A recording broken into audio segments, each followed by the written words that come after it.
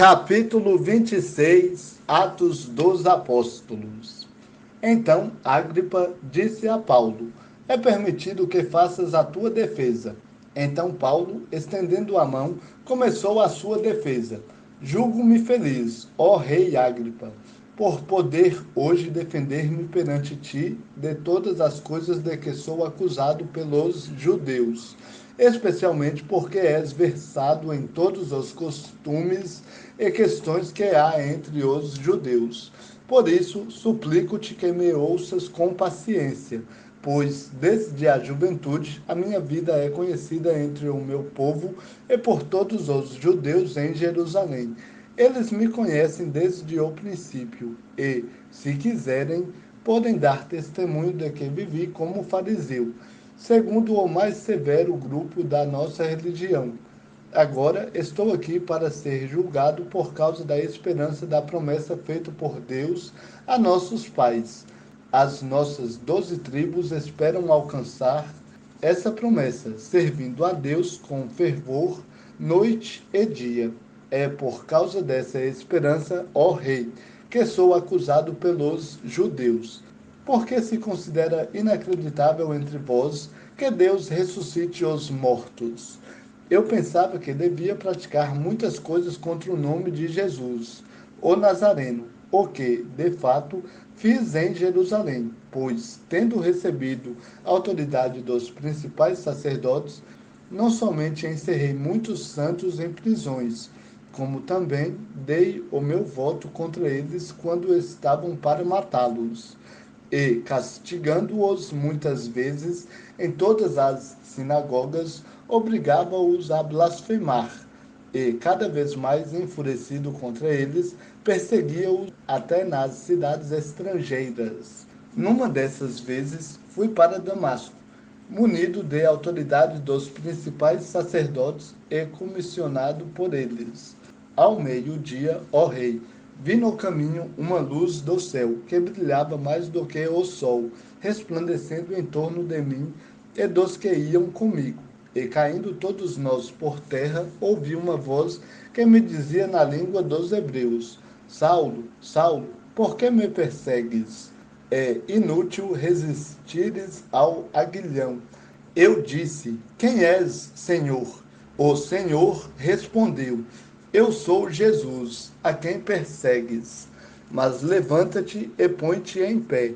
Foi para isto que te apareci, para te fazer servo e testemunha, tanto das coisas que viste de minha parte, como daquelas que te manifestarei. Eu te livrarei deste povo e dos gentios para os quais te envio, para lhes abrir os olhos a fim de que se convertam das trevas para a luz, e do poder de Satanás para Deus, para que recebam o perdão dos pecados e herança entre os que são santificados pela fé em mim. Portanto, ó rei Agripa, não fui desobediente à visão celestial. Pelo contrário, anunciei primeiramente aos que estão em Damasco e depois em Jerusalém, e por toda a terra da Judeia, e também aos gentios, que se arrependessem e se convertessem a Deus, praticando obras próprias de arrependimento. Por causa disso, os judeus me prenderam no templo e procuram matar-me. Mas tenho alcançado auxílio da parte de Deus e até hoje continuo testemunhando tanto a gente comum como a pessoas influentes, não dizendo nada senão o que os profetas e Moisés disseram que haveria de acontecer. Isto é, como o Cristo deveria sofrer e como ele seria o primeiro que, pela ressurreição dos mortos, anunciaria luz a este povo e também aos gentios. Enquanto Paulo fazia desse modo a sua defesa, Festo disse em alta voz: estás louco, Paulo. As muitas letras te levaram à loucura. Mas Paulo disse: não estou louco, ó excelentíssimo Festo.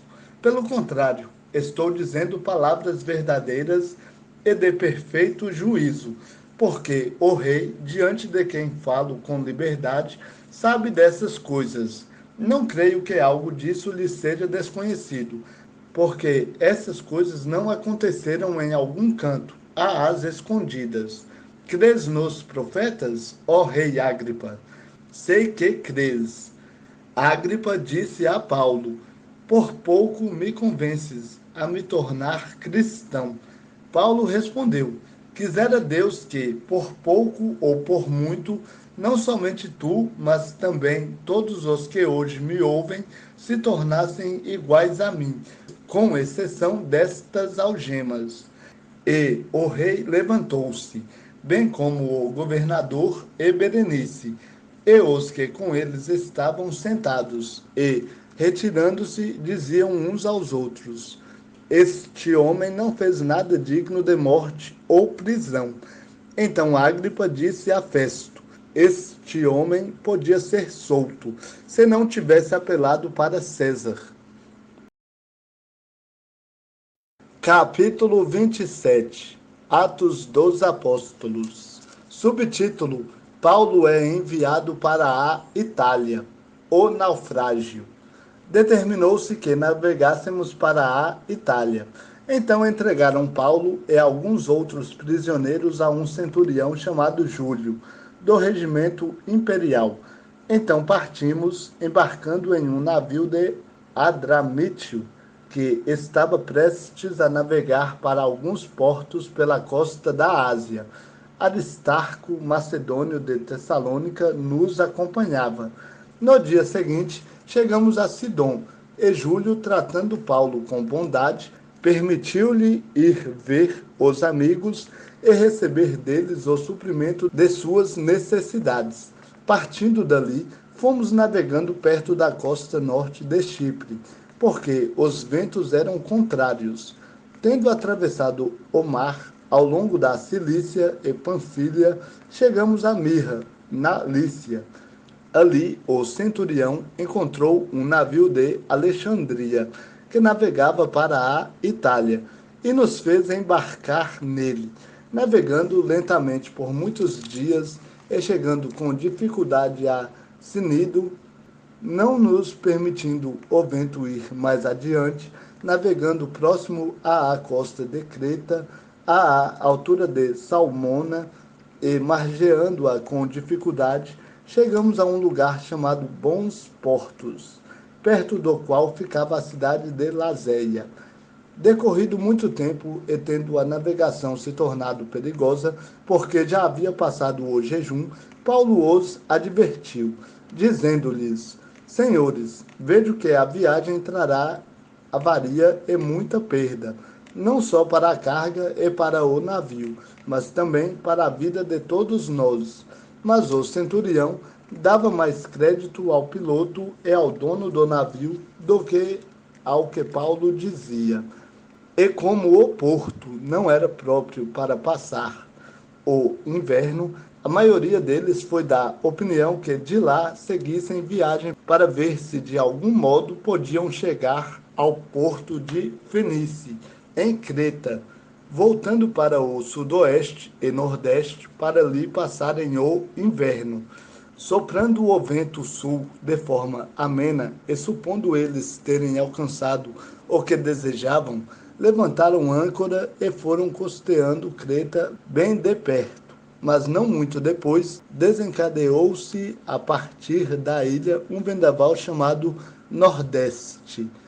O navio foi lançado para fora do curso e, sendo-nos impossível navegar contra o vento, cedemos à sua força e nos deixamos levar. Chegando perto de uma pequena ilha chamada Cauda, foi com dificuldade que conseguimos segurar o bote salva-vidas, que então foi recolhido, e, usando-se os meios disponíveis para preservar o navio, amarraram-no com cordas. Temendo que fossem lançados em Sirte e encalhassem, baixaram as vendas e se deixaram levar. Como fomos violentamente atingidos pela tempestade, no dia seguinte começaram a jogar a carga ao mar. E ao terceiro dia, com as próprias mãos, lançaram fora a armação do navio. O sol e as estrelas não apareceram durante muitos dias. Como ainda continuávamos sendo atingidos por uma grande tempestade, acabamos perdendo toda a esperança de sermos salvos. Depois de passarem muito tempo sem comer, Paulo se pôs de pé no meio deles e disse: Senhores, devieis ter me ouvido e não ter partido de Creta, para evitar esta avaria e esta perda. Agora vos aconselho que não vos desanimeis, pois não se perderá vida alguma entre vós, mas somente o navio.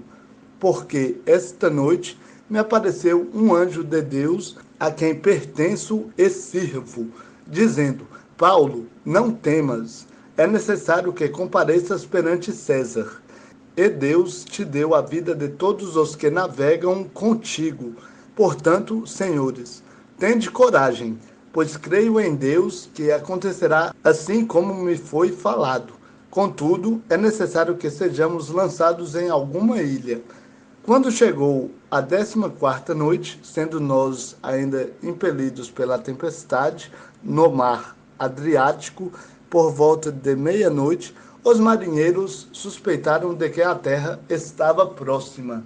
Lançando a sonda, acharam 20 braças.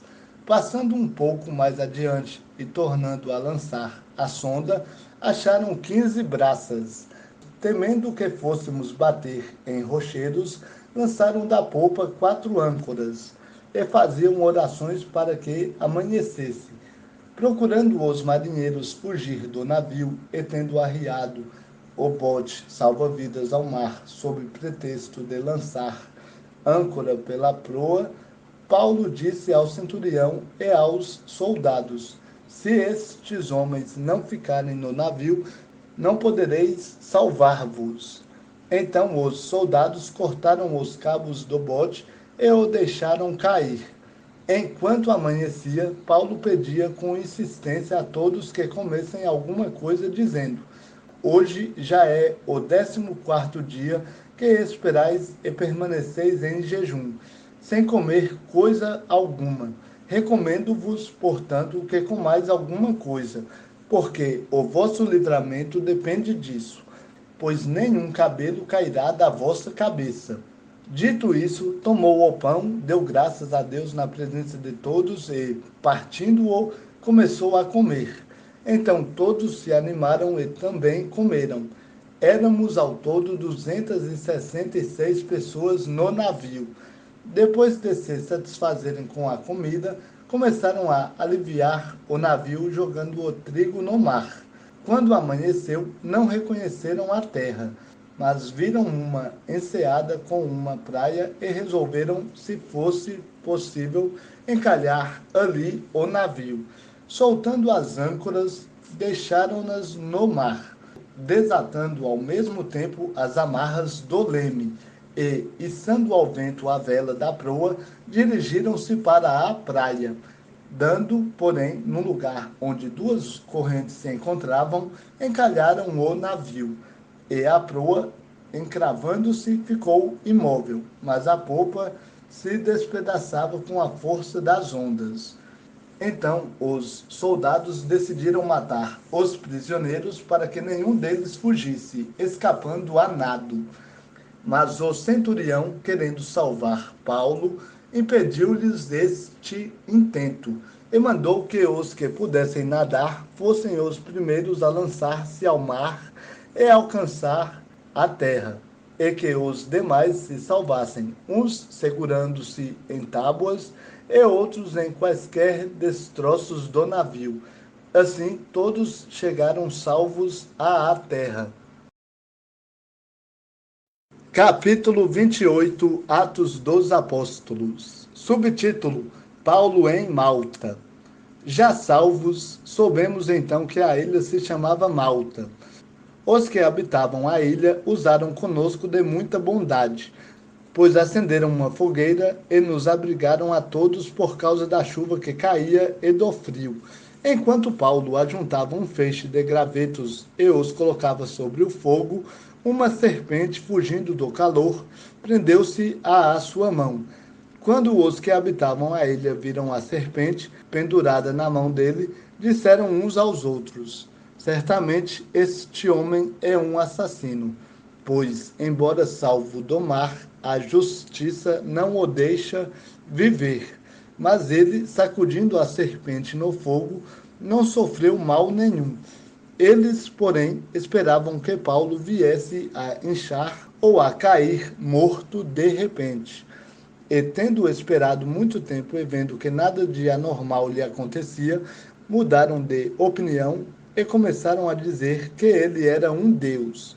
Nos arredores daquele lugar havia umas terras que pertenciam ao homem mais importante da ilha, cujo nome era Públio.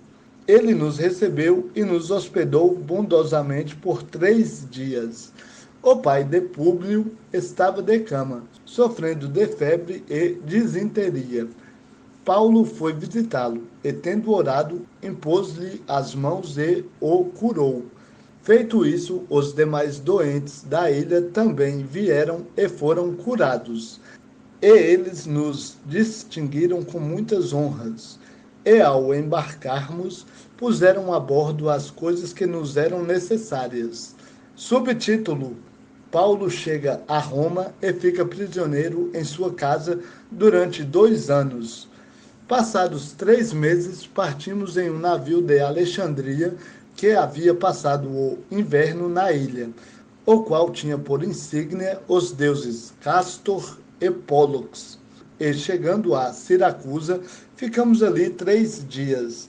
De lá, margeando, chegamos a Régio, e, soprando no dia seguinte o vento sul, chegamos em 2 dias a Puteoli. Ali encontramos alguns irmãos e fomos convidados a permanecer com eles 7 dias. Depois partimos para Roma. Tendo recebido notícias nossas, os irmãos de Roma vieram ao nosso encontro até a praça de Ápio e as 3 vendas. Quando Paulo os viu, deu graças a Deus e se animou. Quando chegamos a Roma, o centurião entregou os prisioneiros ao general do exército, mas permitiu-se que Paulo morasse à parte, sob a guarda de um soldado. Passados 3 dias, ele convocou os principais dentre os judeus. Reunindo-se eles, disse-lhes: Irmãos, nada fiz contra o povo ou contra os costumes dos pais. Contudo, vim preso desde Jerusalém, entregue nas mãos dos romanos, os quais, depois de interrogar-me, queriam me soltar, por não haver em mim crime algum digno de morte. Mas quando os judeus opuseram-se a isso, vi-me obrigado a apelar para César, embora a minha nação não tenha nada de que me acusar. Por essa razão, vos convidei para vos ver e falar, pois estou preso com esta corrente por causa da esperança de Israel. Mas eles lhe disseram: não recebemos cartas da Judeia a teu respeito, nem veio aqui irmão algum que relatasse ou dissesse algum mal de ti. No entanto, gostaríamos de ouvir de ti o que pensas, porque sabemos que, por toda parte, fala-se contra essa seita. Tendo eles marcado um dia, muitos foram encontrar-se com ele em sua casa, desde a manhã até a noite. Paulo lhes explicava com bom testemunho o reino de Deus e procurava convencê-los acerca de Jesus, tanto pela lei de Moisés como pelos profetas. Uns criam nas suas palavras, mas outros as rejeitavam. Havendo divergência entre eles, retiraram-se depois que Paulo falou estas palavras. Bem falou o Espírito Santo aos vossos pais pelo profeta Isaías, dizendo: vai a este povo e diz: ouvindo, ouvireis, e de maneira nenhuma entendereis, e vendo, vereis, e de maneira nenhuma percebereis. Porque o coração deste povo se endureceu, e com os ouvidos ouviram, sem dar atenção, e fecharam os olhos, para que não vejam com os olhos, nem ouçam com os ouvidos, nem entendam com o coração, nem se convertam e eu os cure. Estais cientes, então, de que esta salvação de Deus é enviada aos gentios, e eles ouvirão? E depois de dizer isso, os judeus partiram, tendo entre si grande discórdia. Paulo morou durante 2 anos inteiros na casa que havia alugado, e recebia todos que o visitavam, pregando o reino de Deus e ensinando as coisas concernentes ao Senhor Jesus Cristo, com toda a liberdade, sem impedimento algum.